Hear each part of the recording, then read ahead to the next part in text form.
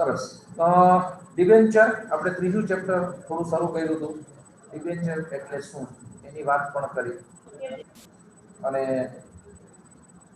હવે આપણે ડિબેન્ચરના પ્રકાર એની વાત કરવાની છે. ડિબેન્ચર એટલે શું એ પણ જોયું કે ભાઈ કંપનીને જ્યારે ઓછીની મૂડીની જરૂર પડે અને કંપની શેર બહાર પાડી શકે એમ ન હોય ત્યારે એ સંજોગોમાં કંપની ઓછીની મૂડી ભેગી કરવા માટે એ ડિબેન્ચર બહાર પાડશે. હવે અલગ અલગ વ્યક્તિઓ એટલે કે રોકાણકારોને આકર્ષવા માટે કંપની અલગ અલગ પ્રકારના ડિબેન્ચર બહાર પાડે છે. આપણે એની વાત કરવાની છે. એમાં પેલું છે મોર્ગેજ ડિબેન્ચર એટલે કે ગીરો ડિબેન્ચર. આ પ્રકારના ડિબેન્ચર બહાર પાડતા કંપની મિલકત ઉપર ગીરો મૂકી સ્થિર કે અસ્થિર બોજ ઉભો કરો છે.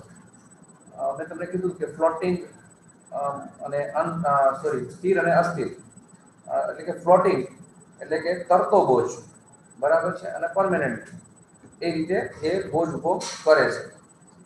બોજ ઉભો કરવો એટલે એને ગીરવે મૂકવી મિલકત, એની આપણે વાત કરીએ. આ મિલકતો સંદર્ભે કોઈ પણ નિર્ણય લેતા પહેલા કઈ મિલકત કે જે ડિબેન્ચર હોલ્ડર માટે ગીરવે મૂકેલી છે એ મિલકત ને અંગે કોઈ નિર્ણય લેતા પહેલા કંપનીએ ડિબેન્ચર હોલ્ડરના ટ્રસ્ટીઓની મંજૂરી લેવી પડે છે. કંપનીનું જ્યારે વિસર્જન થાય ત્યારે આવા ડિબેન્ચર હોલ્ડરનો મિલકત ઉપર પ્રથમ હક હોય છે. આની પહેલા પણ આ વાત થઈ છે કે ડિબેન્ચર ટ્રસ્ટ છે એનું કામ શું? તો કે જે ગીરો ડિબેન્ચર એટલે કે કંપનીએ જે મિલકત ગીરે મૂકેલી છે એ મિલકતનું ધ્યાન રાખે. એ મિલકત છે એ ક્યારે વેચવાની કે કંપની પડચામાં જાય અથવા નાદાર થાય ત્યારે ડિબેન્ચર હોલ્ડરોના જે નાણાં આપેલા છે એ ડૂબે નહીં અને એને નુકસાન ન જાય એ માટે આવી વ્યવસ્થા કરવામાં આવેલી છે. ત્યાર પછી આવે છે ફુલ્લી કન્વર્ટિબલ ડિબેન્ચર, જેને આપણે એફસીડી તરીકે પણ ઓળખીએ છીએ. એફસીડી ફુલ્લી કન્વર્ટિબલ લેપટોપ આવે છે ને અત્યારે 360 ડિગ્રી આમ ફરી જાય, નામ થાય એમ એવું બધું એ અહીંયા આપણે કન્વર્ટિબલ અને કન્વર્ટ કરવાના છે. એ શબ્દના સંદર્ભમાં તમને યાદ રહે એટલા માટે રેફરન્સ આપું છું.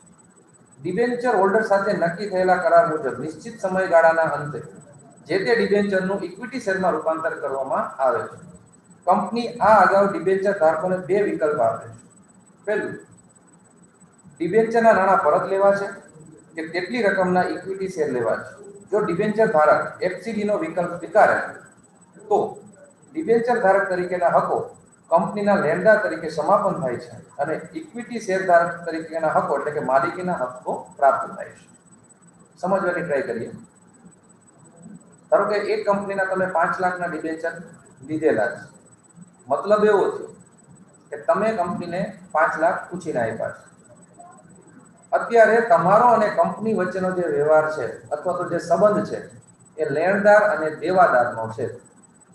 કંપનીને તમે 5 લાખ ઉછીને આપ્યા છે એટલે કંપની તમારી દેવાદાર થઈ, તમે એના લેણદાર થઈ. એક નિશ્ચિત સમયગાળો આવે, 5 વર્ષ 10 વર્ષ પૂરા થાય છે. હવે ડિબેન્ચરને પરત કરવાનો સમય થાય છે, ડિબેન્ચરના નાણાં પરત કરવાનો સમય થાય છે. તો ત્યારે કંપની તમને ઓપ્શન આપે છે કે ભાઈ તમારે ડિબેન્ચરના નાણાં પરત જોઈએ છે. જો તમે આ વિકલ્પ સ્વીકારો તો તમારો અને કંપની વચ્ચેનો જે લેણદાર અને દેવાદારનો સંબંધ પૂરો થઈ જાય અને કામ ત્યાં પૂરું, તમારા કંપની સાથે કોઈ લેવા દેવા રહેતું નથી. પરંતુ જો તમે એ 5 લાખ રૂપિયા ડિબેન્ચર સ્વરૂપે ફરી પાછા ન લેતા, તમે એમ કે વાંધો નહીં અમને ઇક્વિટી શેર આપી દો, તો તમારો અને કંપની વચ્ચેનો જે નવો સંબંધ સ્થપાય છે એ માલિક તરીકેનો છે, સભ્ય તરીકેનો છે. કારણ કે કંપનીના સાચા માલિકો ઇક્વિટી શેર હોલ્ડર્સ છે. તો ડિબેન્ચર સાથે જે સંબંધ કંપનીનો સ્થપાય છે એ લેણદાર અને દેવાદાર, અને ઇક્વિટી શેર જે ધરાવતા હોય એની સાથે કંપનીનો જે સંબંધ સ્થપાય છે એ માલિકીયતનો છે. જો એટલે આવા શબ્દ વાપર્યા છે કે ડિબેન્ચર તરીકેના હકો કંપનીના લેણદાર તરીકે સમાપન થાય છે. એટલે મતલબ એ લેણદાર હવે રહેશે નહીં અને ઇક્વિટી શેર ધારક તરીકેના હકો એટલે કે માલિકી હક પ્રાપ્ત થાય છે. બરાબર છે? કારણ કે ઇક્વિટી શેર હોલ્ડર થઈ જશે, ડિબેન્ચર હોલ્ડર માંથી એ મુક્ત થઈ જશે. ત્રીજું છે અંશતઃ રૂપાંતર ક્ષમ્ય ડિબેન્ચર, એટલે કે પાર્ટલી કન્વર્ટેબલ ડિબેન્ચર, જેને આપણે પીસીડી કહીએ છીએ. અહીં ડિબેન્ચરના બે ભાગ પાડી દેવામાં આવે, જેમાં એક ભાગ સંપૂર્ણ રૂપાંતરિત હોય છે અને બીજો ભાગ બિન રૂપાંતરિત હોય છે. એટલે થોડોક ભાગ છે ઇક્વિટી શેરમાં કન્વર્ટ થશે અને થોડોક ભાગ છે એ કન્વર્ટ નહીં થાય. અહીં રૂપાંતરિત ભાગની સામે ઇક્વિટી શેર આપવામાં આવે છે, જ્યારે બિન રૂપાંતરિત ભાગની સામે એના નાણાં પરત કરવામાં આવે છે. એટલે અહીંયા તમને ઓપ્શન આપે છે, ધારો કે 5 લાખના તમારી પાસે ડિબેન્ચર છે, એમાંથી 2.5 લાખ છે એ રોકડા આપી દે તમને અને 2.5 લાખના તમને શું આપે? Equity share. તો અહીંયા પણ શું થાય કે તમે 2.5 લાખના લેણદાર તરીકે મુક્ત થઈ જાવ અને 2.5 લાખના ઇક્વિટી શેર હોલ્ડર તરીકે તમારો કંપની સાથે માલિકી સંબંધ સ્થપાઈ જાય. એટલે અહીંયા બે પ્રોસેસ ભેગી થાય. અડધા ભાગ માટે તમે કંપનીમાંથી મુક્ત થાવ છો અને અડધા સંબંધો છે એ ઇક્વિટી શેર હોલ્ડરના, બરાબર? એટલે એને કહેવાય પાર્ટલી, અમુક ભાગ તમને એમાં આપી દે છે. ત્રીજું છે એનસીડી, નોન કન્વર્ટેબલ ડિબેન્ચર. આ પ્રકારના ડિબેન્ચરનું ઇક્વિટી શેરમાં રૂપાંતર થઈ શકતું નથી અને આ પ્રકારની કોઈ જોગવાઈ હોતી નથી. ડિબેન્ચરની મુદત પૂરી થતાં નાણાં પરત કરે છે. મતલબ અહીંયા તમને એવો ઓપ્શન એ કંપની આપતી નથી. મોટા ભાગે કંપનીએ કાં તો પાર્ટલી અથવા તો ફૂલી કન્વર્ટેબલ આપવા જોઈએ. કંપનીને પણ ફાયદો થાય, કારણ કે રોકાણમાં નાણાં પરત કરવાની જરૂર ના પડે અને એને બદલે કંપનીના એ શેર એને આપી શકાય. પણ એ બજાર ઉપર આધાર છે કે પરિસ્થિતિ કેવી છે, બજારની સ્થિતિ શું છે, એ મુજબ એ લોકો અભ્યાસ કરી અને આ પ્રકારના ડિબેન્ચર બહાર પાડતા હોય છે. જ્યારે પણ ક્યારે નાણાકીય સંબંધી આવા નિર્ણયો લેવાના થાય ત્યારે એમાંથી સૌથી મોટું જે અને નિર્ણય લેતા હોય એ કામ જે છે એ છે ઇકોનોમિક્સ, જે તમે ભણો છો ઇકોનોમિક્સ.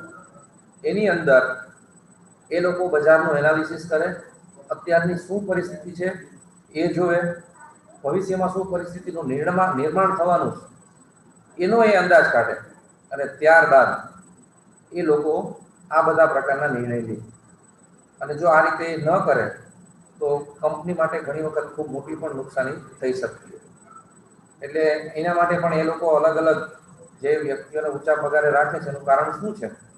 એનું એક જ મુખ્ય કારણ કે એ લોકો આ પ્રકારના અભ્યાસ માટે એ તૈયાર હોય અને એનો જે અંદાજ છે એ એકદમ સચોટ નીકળતો.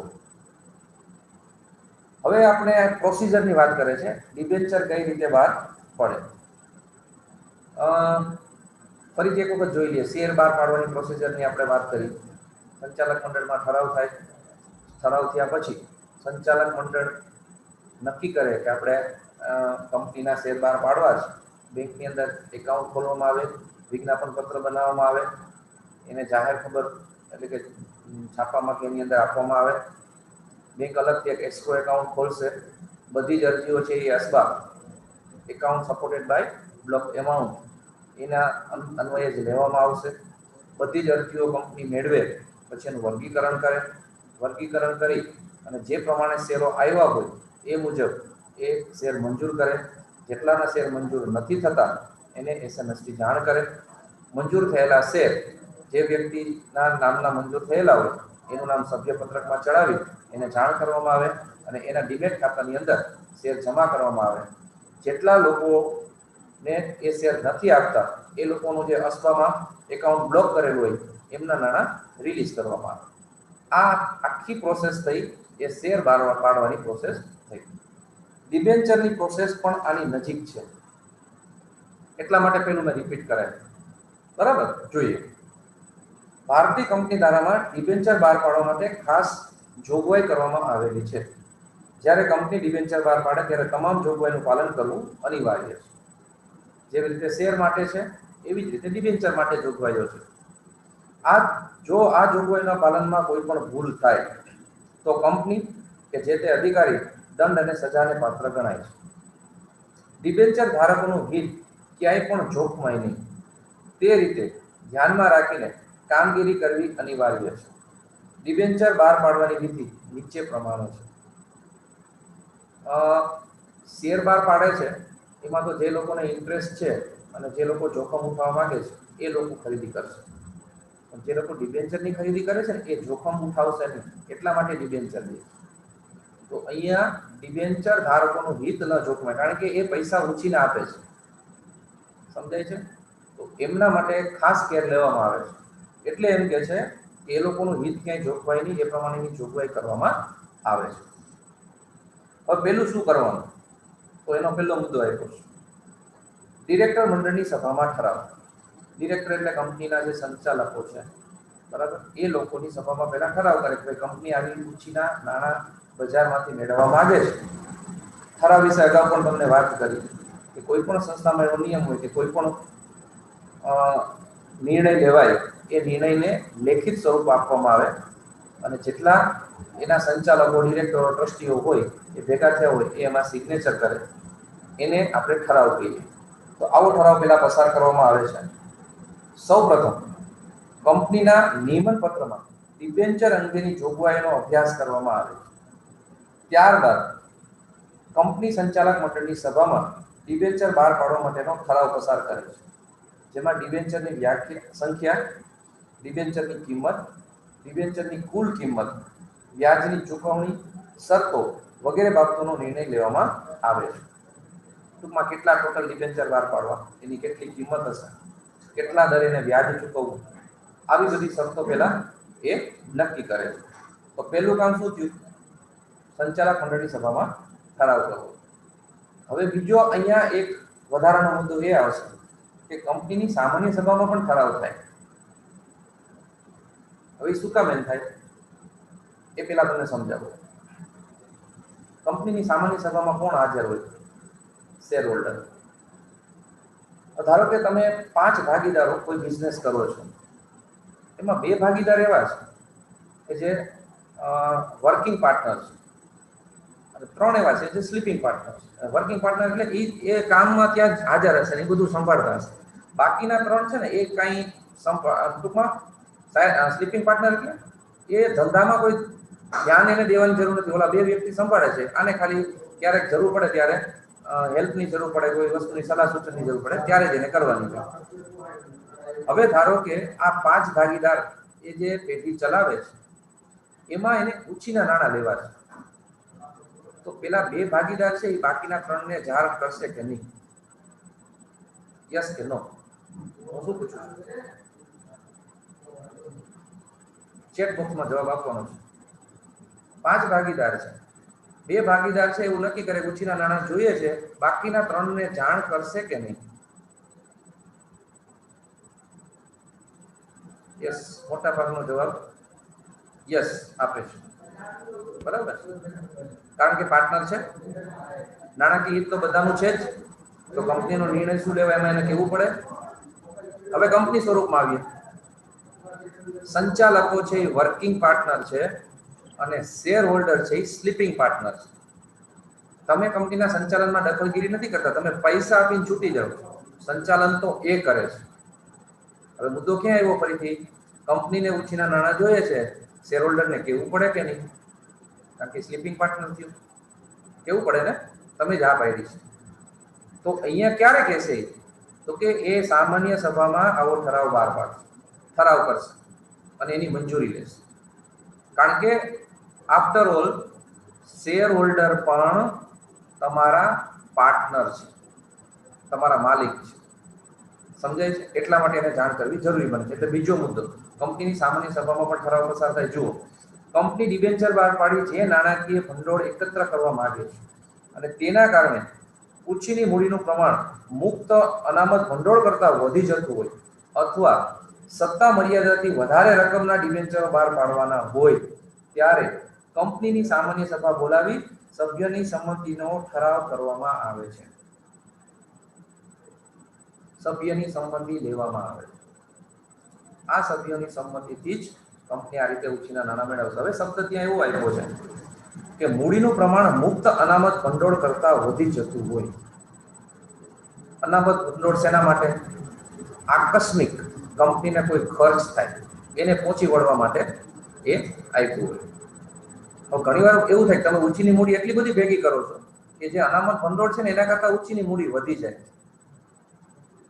હવે અનામત ભંડોળ થી તમે કોઈ કામ કરી નથી શકતા, પહોંચી નથી શકતા, ત્યારે જ ઉછીની મૂડી લેવાની જરૂર પડે છે. ફેમિલીની ધારો કે વાત કરીએ, મમ્મીએ કઈ પૈસા બચત કરીને રાખ્યા હોય તો એ અનામત ભંડોળ છે. ઘરમાં આકસ્મિક ખર્ચ આવે છે તો તમારે કોઈ પાસે પૈસા લેવા જવાની જરૂર ત્યાં સુધી ન પડે જ્યાં સુધી તમારું અનામત ભંડોળ એ ખર્ચને પહોંચી વળવા માટે સક્ષમ હોય. બરાબર. જો એમ લાગે કે ના ના આમાં હવે આપણી પાસે એટલા રૂપિયા છે નહીં, તો જ તમે બીજે પૈસા ઉછીના લેવાનો પ્રયત્ન કરશો. કંપનીમાં પણ આ જ નિયમ લાગુ પડે છે. એટલે એને શેર હોલ્ડરને એટલે કે એના માલિકોને કેવું પડે અને એની સંમતિ લેવી પડે. ત્રીજો મુદ્દો, સેબીની મંજૂરી. પૈસા ઉછીના લેવા છે એટલે security exchange board of India, કે જેમ મેં કીધું એમ કે ભારતીય રિઝર્વ બેંક બધી જ બેંકોનું નિયંત્રણ કરે છે, એના ઉપર ધ્યાન રાખે છે, દેખરેખ રાખે છે, એમ જેટલી પણ સિક્યોરિટીઝ છે, મતલબ શેર છે, કોમોડિટીઝ છે, જે કાંઈ છે, એમાં જે કાંઈ થાય છે, લે વેચ થાય છે, એના ઉપરનો કંટ્રોલ છે એ સેબીનો છે. તો અહીંયા સેબીને પણ કહેવાનું છે કે ડિબેન્ચર બહાર પાડવા માટે સેબીની મંજૂરી મેળવવી પડે. સેબીના માર્ગદર્શક સૂચનોનું પાલન થાય તેની પણ તકેદારી રાખવી પડે. આમે તમે જોયું છે શેર બહાર પાડવા માટે કંપની ધારો, પછી સેબીનો કાયદો, બરાબર, આ બધા કાયદાનો તમારે અમલ કરવો પડે. એમ અહીંયા પણ તમારે ડિબેન્ચર બહાર પાડવા પણ સેબીની મંજૂરી જરૂરી છે. હવે આવ્યો ફરી પાછો ટ્રેક આવી ગયો શેર બજાર વાળો. શેર બહાર પાડતા હતા એ મુદ્દો આવી ગયો. વિજ્ઞાપન પત્ર બહાર પાડવું. જેવી રીતે વિજ્ઞાપન પત્ર શેર માટે પાડતા હતા એવું જ વિજ્ઞાપન પત્ર ડિબેન્ચર માટે બહાર પાડશે. જાહેર કંપનીઓ ડિબેન્ચર બહાર પાડવા માટે વિજ્ઞાપન પત્ર દ્વારા જાહેર જનતાને આમંત્રણ આપે છે. ડિબેન્ચરમાં ડિબેન્ચરની વિવિધ બાબતો વિગતે દર્શાવવામાં આવે છે. જેનો ડિબેન્ચર ખરીદવા ઈચ્છિત વ્યક્તિ, સંસ્થા વગેરે અભ્યાસ કરે છે અને ડિબેન્ચર ખરીદીનો નિર્ણય કરતા જોવા મળે છે. જેવી રીતે શેર માટે તમે જોયું હશે કે આપણે એનો અભ્યાસ કર્યો છે. 11માં તમને બધાને કીધું હતું કે વિજ્ઞાપન પત્ર લઈ આવો, એનો આપણે ડિટેલમાં અભ્યાસ કર્યો. સેમ વે એવું જ વિજ્ઞાપન પત્ર ડિબેન્ચર માટે બહાર પડે, જેમાં તમને કંપનીની બધી ઇન્ફોર્મેશન, કેટલા ડિબેન્ચર બહાર પાડશે, એનો પ્રોફિટ છેલ્લો 3 વર્ષ કે 5 વર્ષનો કેટલો, એના મેનેજિંગ ડિરેક્ટર્સને એ બધા સંચાલકો કોણ, આ બધી ડિટેલ એમાં મૂકવામાં આવે છે. પછી છે ડિબેન્ચર ટ્રસ્ટીની નિમણૂક. આ થોડું નવું આવશે એમાં. ડિબેન્ચરના હિતોનું રક્ષણ કરવા માટે ટ્રસ્ટ ધારાની જોગવાઈઓ પ્રમાણે ટ્રસ્ટ ડીડ એટલે કે ડિબેન્ચર કરાર પત્રક તૈયાર કરવામાં આવે છે અને કંપનીમાં ડિબેન્ચર ટ્રસ્ટીઓની નિમણૂક કરવામાં આવે છે. ડિબેન્ચર ટ્રસ્ટીઓનું કામ શું? કંપનીમાં જે ડિબેન્ચર હોલ્ડર છે એમના હિતોનું રક્ષણ, એને સમયસર વ્યાજ મળે છે કે નહીં એ જોવાનું, જ્યારે કંપની બંધ થાય છે, વિસર્જન થાય છે, નાદાર થાય છે, ત્યારે એમના નાણાં એને પરત મળી જાય, આ બધું જોવાનું કામ ડિબેન્ચર ટ્રસ્ટીનું છે, એટલે કે ડિબેન્ચર ટ્રસ્ટનું છે. પછી છે બાહેંધરી દલાલ. બાહેંધરી દલાલ બધાને ખબર, અને પહેલા પણ વાત થઈ હશે.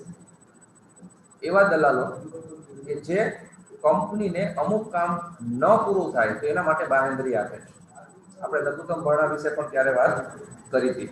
અહીંયા જેવું છે, જુઓ, કંપનીના સંચાલકો ડિબેન્ચરના ભરણા સંદર્ભે બાહેંધરી દલાલ કે સંસ્થા સાથે કરાર કરવા માંગતા હોય તો તે આ તબક્કે કરવામાં આવે છે. બંને પક્ષે શરતો નક્કી થાય છે. જેવી રીતે શેરનું ભરણું ભરાતું એવી રીતે ડિબેન્ચરનું પણ ભરાય.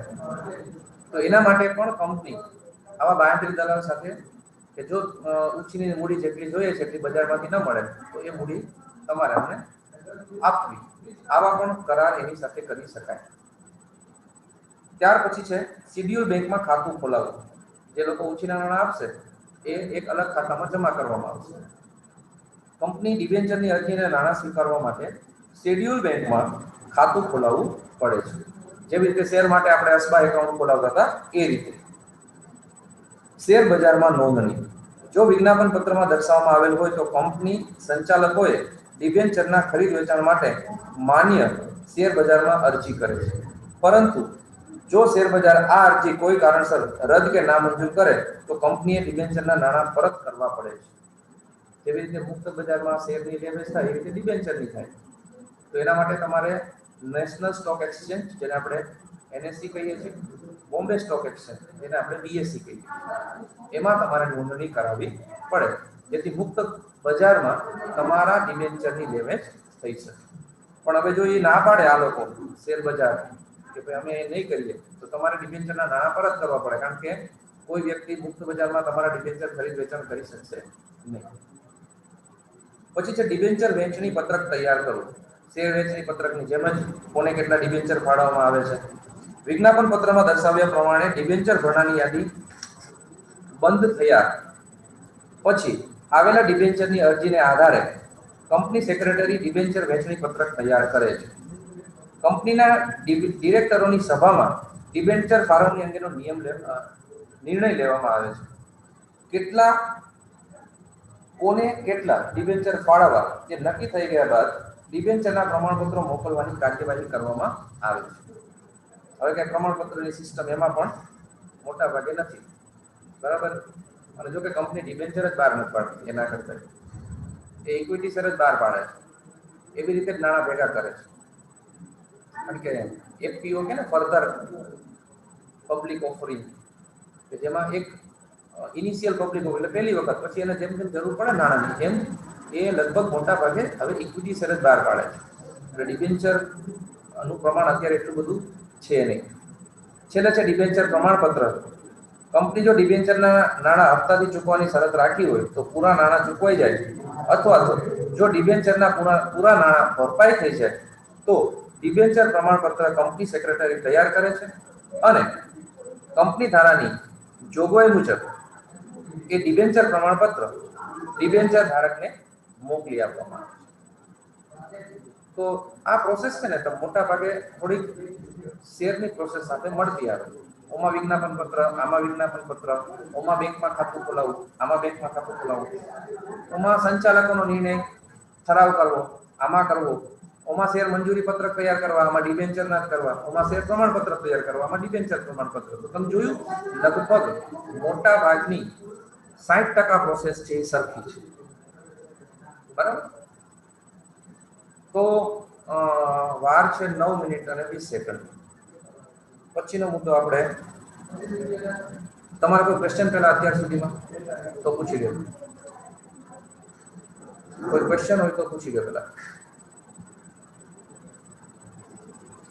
જો ક્વેશ્ચન ના હોય તો ચેટ બોક્સમાં ન લખો તો આગળનો ટોપિક ચાલુ કરો.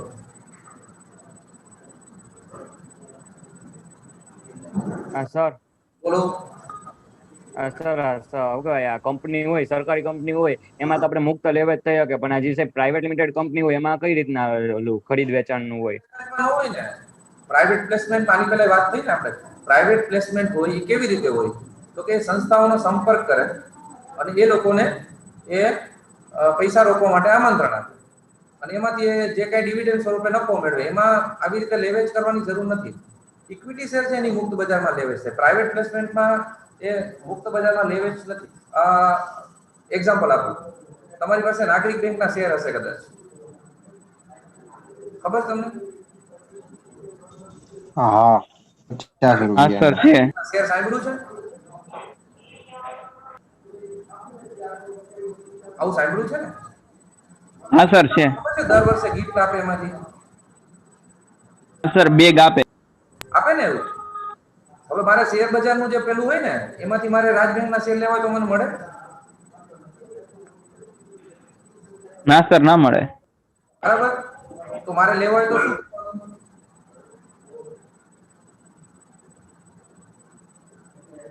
મારે એ શેર લેવા છે, ધારો કે રાજ બેંકમાંથી મારે લોન લેવી છે તો રાજકોટ નાગરિક બેંકમાંથી લોન લેવી છે, તો એમ કે તમારી પાસે શેર હોવો જોઈએ. એક શેર કેટલી હોવો જોઈએ, એટલે કે તમે સભ્ય પદ તમે ધારણ કરેલા હોવો જોઈએ. તો મારે શેર લેવો હોય તો શું કરવું પડે?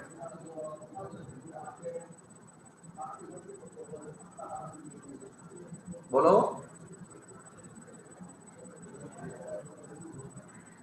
સર એ ખબર નથી. તો ખબર નથી ને તો સાચો ખોટો જવાબ આપો. ખોટો જવાબ આપો તો સાચો આપો, નહીતર નહીં.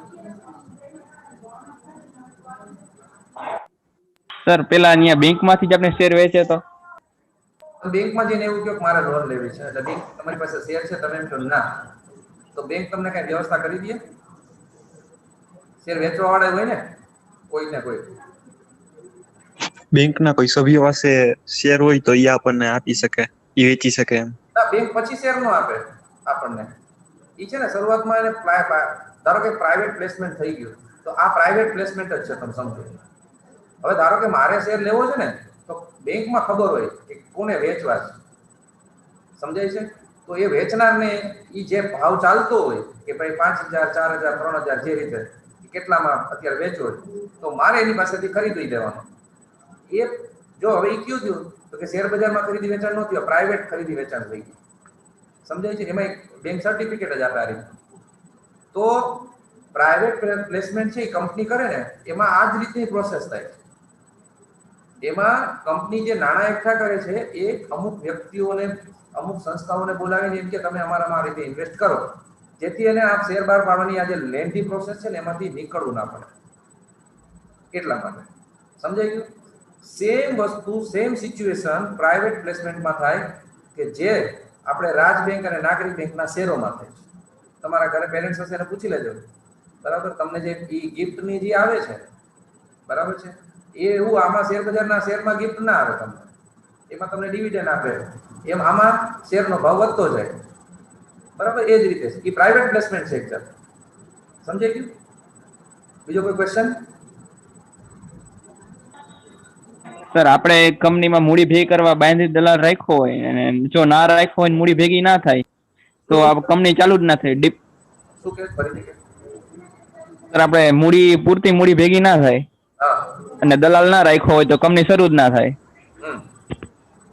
બરાબર. ડિબેન્ચરમાં એવી રીતે હોય, ડિબેન્ચરમાં આપણે એવી રીતે કરી કે ડિબેન્ચર છે ને એક કંપની ચાલુ હોય ને ત્યારે બહાર પડે, જુઓ, એટલે બંધ થવાનો સવાલ નથી. સમજાય છે? કંપની છે પણ સર ડિબેન્ચર જોઈએ એટલા મળે નહીં તો? હે કંપની એ તો સર ઈ તો વેચાય જ જાય, કારણ કે જોખમ ક્યાં છે એમાં? એવું નથી. સાંભળો, જો બે ક્વેશ્ચન બે જગ્યાએ તમે સાચા. તમારે બજારમાંથી નાણાં ઉછીના લેવા છે. બજારની કન્ડિશન, ધારો કે અત્યારે કોરોના છે અને કોઈ પાસે પૈસા જ નથી, તો કોણ તમને રોકશે? તો કંપની પણ અત્યારે વિચાર કરે કે અત્યારે ડિબેન્ચર બહાર પાડે નહીં, પણ છતાં એને જોઈ છે અને બહાર પાડે છે. તો કંપની આ પૈસા શું કામ એને ભેગા કરે છે ઉછીના નાણાં? તો કે એટલા માટે કે કંપનીનું કોઈ ગ્રોથ કરવો છે, કોઈ એક્સપાન્શન કરવું છે. કંપની અત્યારે રનિંગ કન્ડિશનમાં જ છે, તમે સમજી લો. કંપની અત્યારે ચાલુ જ છે, તો એના માટે એને બંધ થવાની શક્યતા નહીં રહે. પણ જો પૂરતા નાણાં ન મળે તો કંપનીએ બીજો વિકલ્પ વિચારવો પડે, અને જેટલાય ડિબેન્ચર માટે અરજી કરી છે એના નાણાં લીધા હોય તો એ પરત કરવા પડે, અને કંપની એના માટે કાંઈ ઇક્વિટી શેર બહાર પાડશે, અથવા તો પછી બેંકોની લોનનો કંઈક મેળ કરશે. તો એ પૈસા પછી બીજી રીતે, જો કંપનીને મૂડી ભેગી કરવાના ઘણા બધા સ્ત્રોત છે, એમાં સૌથી સારો અને સેફ રસ્તો અત્યારનો બે ઇક્વિટી શેર અને ડિબેન્ચર, બરાબર છે?